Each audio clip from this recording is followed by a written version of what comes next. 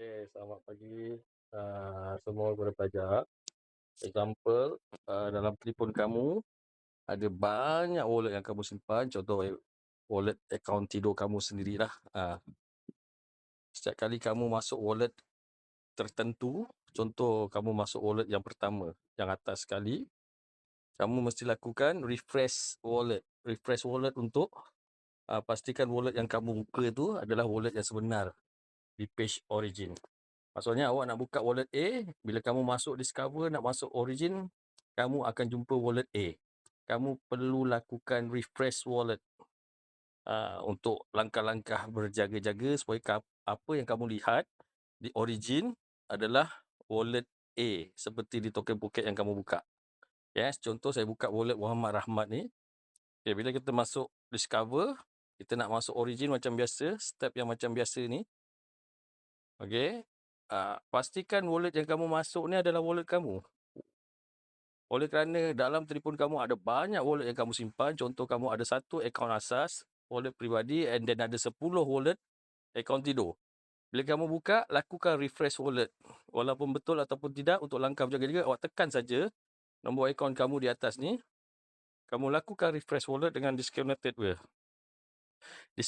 dulu. And then, connect wallet semula.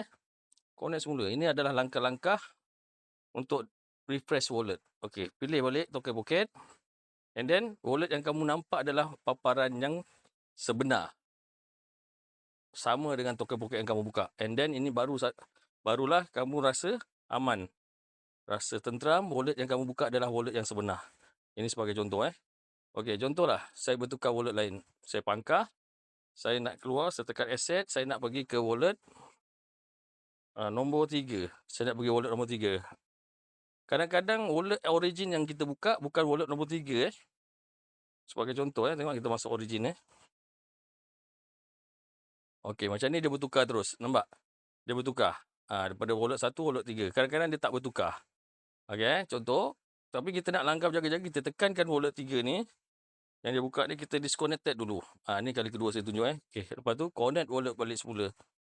Okey, bila dah connect wallet, ini adalah wallet kamu yang sebenar, baru kamu buka stake. Baru you nampak wallet yang sebenar. Jika dalam telefon kamu ada banyak wallet, ingat jika dalam telefon kamu ada banyak wallet yang kamu simpan, akaun asas dan akaun tidur, kamu perlu lakukan ini, refresh wallet setiap kali membuka wallet origin kamu, supaya apa yang kamu buka di origin adalah apa yang sepatutnya kamu lihat seperti keinginan kamu di token pocket. Kamu nak buka token pocket wallet A, origin kamu mesti wallet A. Caranya refresh wallet macam ni lah cara dia.